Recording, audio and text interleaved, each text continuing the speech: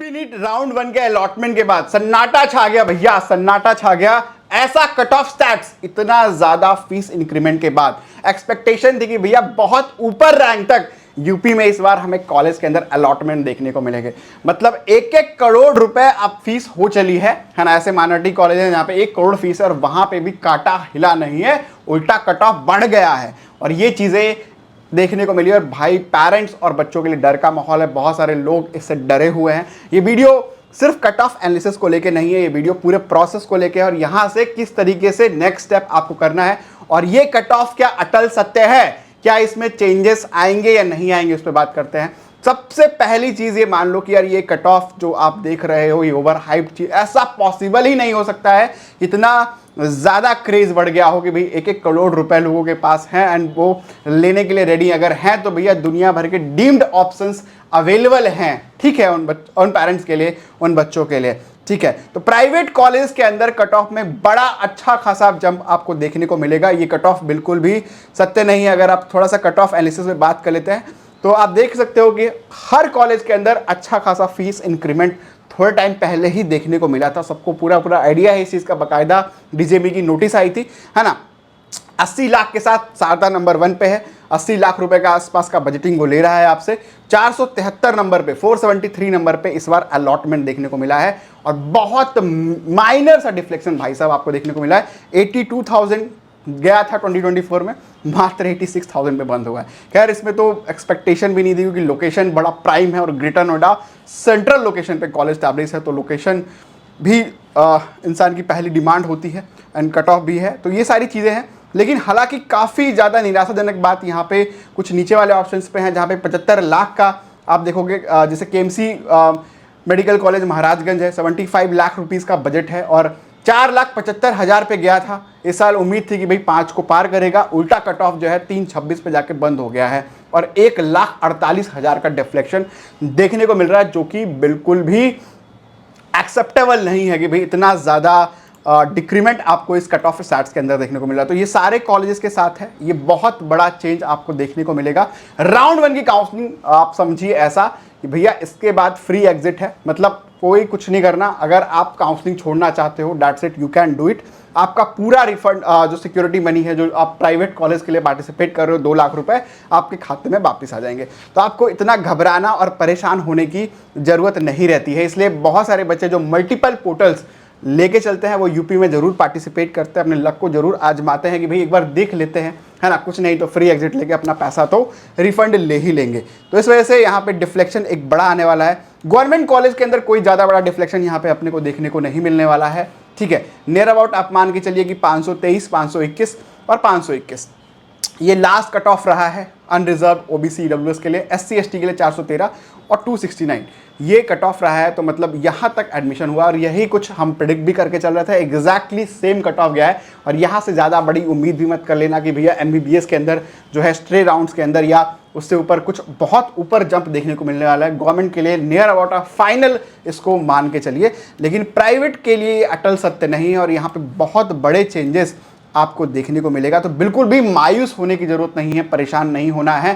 Free exit जो चीज़ होती है या मिड एंट्री जो चीज़ होती है काउंसलिंग में बहुत इंपॉर्टेंस प्ले करती है। जैसे ही मिड एंट्री अलाउड होता है वहाँ पे कंपटीशन बढ़ता है, जैसे ही फ्री एग्जिट लगता है यहाँ पे कंपटीशन कम होगा, क्योंकि भैया बहुत सारे बच्चे बस ऐसे ही पार्टिसिपेट कर लेते हैं, वहीं बैठ के देख लेते हैं, मिलता है तो ठीक है, ड्रॉप ले रहे हैं या कुछ कर रहे हैं, बट एक बार आजमा लेते हैं, काउंसलिंग करवा के देख लेते हैं, कुछ ना कुछ तो पता चलेगा, ठीक है।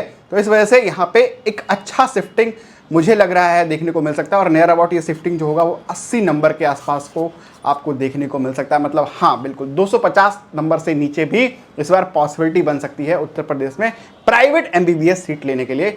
अनरिजर्व कैटेगरी की यहाँ पे मैं बात कर रहा हूँ, माइनॉरिटी के लिए, और इसके लिए तो ऑलरेडी गया हुआ है, आप नीचे जाके देख सकते हो।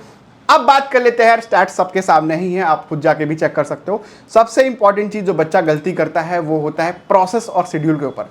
विशेष तरीके से ध्यान रखना है कि जिन भी बच्चों को सीट मिली है मैंडेटरी रिपोर्टिंग है, इट मीन्स फिजिकली आपको रिपोर्ट करना कंपलसरी है इंस्टीट्यूट के अंदर, है ना। अदरवाइज भैया आपकी सीट हो जाएगी कैंसिल और यूपी की काउंसलिंग वैसे भी अनप्रिडिक्टेबल रहती है, ठीक है, तो आपको जरूर से अपनी सीट अब सिक्योर करके ही अपग्रेडेशन की तरफ जाना चाहिए। समझदारी तो इसी के अंदर है। अदरवाइज आप फ्री एग्जिट भी मार सकते हो अगर प्राइवेट में ऐसे ही पहुंच गया हो या चॉइस फिलिंग कुछ गलत सलत लिख दिया है, कर दिया है, कुछ गलत अलॉट हो गया, तो फ्री एग्जिट मार के फ्रेश तरीके से चॉइस फिलिंग राउंड 2 के अंदर कर सकते हो, कोई समस्या परेशानी नहीं है। 18 से लेके 26 के बीच में आपको जो है सारा काम करना है। सबसे पहला काम क्या है कि आपको अपना अलॉटमेंट लेटर डाउनलोड कर लेना है। अब आप अपना अलॉटमेंट लेटर आराम से डाउनलोड कर सकते हो। क्या क्या चीज़ें होती हैं अलॉटमेंट लेटर पे, ये बहुत ज़्यादा इंपॉर्टेंट है। देखो, अलॉटमेंट लेटर पे सबसे पहले आपकी कैटेगरी आएगी, किस कैटेगरी में आपको सीट अलॉट हुई है, कौन सा सीट अलॉट हुआ है, अलॉटेड कैटेगरी और अलॉटेड इंस्टीट्यूट, ये इंपॉर्टेंट है। और सबसे ज़्यादा इंपॉर्टेंट है आपका नोडल सेंटर। आपको अलॉटमेंट के बाद सीधा कॉलेज नहीं पहुंचना है, आपको जाना है नोडल सेंटर, और नोडल सेंटर में ही आपका सारा काम डॉक्यूमेंट वेरिफिकेशन का होगा। साथ में क्या लेके जाना है, साथ में लेके जाना है DD, demand draft. Demand draft कितनी होगी, डिमांड ड्राफ्ट उतनी होगी जितनी आपकी कॉलेज की ट्यूशन फी है। मिसलेनियस चार्जेस और अदर चार्जेस जो प्राइवेट कॉलेज के अंदर देना होता है, या फिर जो गवर्नमेंट कॉलेज के अंदर बॉन्ड की पॉलिसी होती है, ये सब करिकुलम जो होता है वो बाद में होता है। राउंड 1 में बहुत सारे बच्चे, इनफैक्ट 90% बच्चे जो होते हैं वो अपग्रेडेशन के लिए ही अप्लाई कर रहे होते हैं, ठीक है। बहुत कम इक्के दुक्के बच्चे होते हैं कि भैया मिल गई है, सेटिस्फाई हो गया और फाइनल एडमिशन लेना है, ऐसा नहीं है। तो आपको अपग्रेडेशन के लिए भी जाना ही होता है। तो कॉलेज को भी ये पता होता है, हालांकि कॉलेज ट्राई करता है कि भैया मोटा पैसा निकलवा ले, इसलिए कॉलेज आपको जाना ही नहीं है, आपको जाना है नोडल सेंटर। जो गवर्नमेंट कॉलेज है उनका सेंटर बहुत सारे खुद में भी आया है, लेकिन जो प्राइवेट कॉलेज हैं उनका नोडल सेंटर एक गवर्नमेंट कॉलेज होगा। फॉर एग्जांपल शारदा, NIU, इन जैसे कॉलेज का नोडल सेंटर आपका जिम्स के अंदर आपको देखने को मिल सकता है। क्या क्या डॉक्यूमेंट्स आपको अपने साथ रखना है, सबसे इंपॉर्टेंट होता है आपका अलॉटमेंट ऑर्डर, अलॉटमेंट लेटर, जो कि आपको डाउनलोड कर लेना है। आपका एडमिट कार्ड, ठीक है, नीट का रैंक कार्ड, स्कोर कार्ड आपके साथ चाहिए। यूपी नीट का रजिस्ट्रेशन स्लिप जो आपने रजिस्ट्रेशन के टाइम पे किया होगा, कैंडिडेट प्रोफाइल जिसको बोलते हैं। UP rank letter state quota का, हाई स्कूल की मार्कशीट एंड सर्टिफिकेट, मतलब 10th की मार्कशीट एंड सर्टिफिकेट। अगर आपने यूपी बोर्ड से किया होगा तो आपको 2 अलग अलग चीज़ें मिलती होंगी, हालांकि CBSE में सेम ही आता है। 12th के साथ भी सेम ये चीज़ आपको करनी है, और ये सारा चीज़ चाहिए भैया वेरिफिकेशन के टाइम पे। सबसे इंपॉर्टेंट कैरेक्टर सर्टिफिकेट भी होता है। बहुत सारे बच्चे ड्रॉपर होते हैं, तो स्कूल जो है कैरेक्टर सर्टिफिकेट 6 मंथ तक ही वैलिड रखता है। उस केस में आप किसी भी गेजेटेड ऑफिसर से अपना कैरेक्टर सर्टिफिकेट बना सकते हैं। ये एक रेपुटेड डॉक्टर भी हो सकते हैं, ठीक है, आप पुलिस की भी हेल्प ले सकते हैं, है ना। तो इस तरीके से आप कैरेक्टर सर्टिफिकेट न्यूली इशू कर सकते हैं, जो कि कंपलसरी होता है सबमिट करने के लिए रिपोर्टिंग के टाइम पे। कैटेगरी सर्टिफिकेट का विशेष ध्यान रखना कि जिस भी कैटेगरी में आप बने हैं उसका कैटेगरी सर्टिफिकेट इंपॉर्टेंट है। AWS और OBC केस में ये होना चाहिए कि 1 अप्रैल के बाद का होना चाहिए। डोमिसाइल सर्टिफिकेट उन बच्चों के लिए जिनकी स्कूलिंग, जो रहने वाले तो उत्तर प्रदेश के हैं लेकिन स्कूलिंग जो है आउटसाइड यूपी से हुआ है, उनके लिए डोमिसाइल की रिक्वायरमेंट जरूरी है। सब कैटेगरी, अगर आप हैंडीकैप या फिर किसी अदर उसमें आते हैं, वर्टिकल के अंदर आते हैं, तो आपको चाहिए होगा आधार कार्ड की फोटोकॉपी, ओरिजिनल दोनों लेके चलना, TC एंड माइग्रेशन आपको लेके चलना। तो ये सारे डॉक्यूमेंट्स ओरिजिनल और इनके 2-2, 3-3 सेट करके आप अपने साथ जरूर ले जाइए। इसी की मदद से जो है आप फाइनल जो है सारा काम करा पाएंगे। सबसे इंपॉर्टेंट होता है पेमेंट। तो भैया पेमेंट के इंतजार में बैठे रहते हैं कॉलेज की, अब आप आओगे रिपोर्टिंग करने के लिए, तो आपको कॉलेज के अंदर नहीं जाना है, सीधा आप नोडल सेंटर जाओगे और वहीं पे आपका डिमांड ड्राफ्ट सबमिट होगा। डिमांड ड्राफ्ट क्या होगा, फर्स्ट ईयर का आपका ट्यूशन फी जो होगा वो डिमांड ड्राफ्ट होगा। किस नाम से बनेगा, director general medical education and training UP Lucknow, इसी के DGME के नाम से ही आपका डिमांड ड्राफ्ट बनता है और यही सबमिट होता है। अब कई बच्चों को पता नहीं होगा कि डिमांड ड्राफ्ट होता कैसा है, तो ऐसा आपका डिमांड ड्राफ्ट होता है, चेक के फॉर्मेट में ही होता है। Online transactions, UPI, net banking, ये सारी फैसिलिटीज़ अवेलेबल नहीं होती हैं।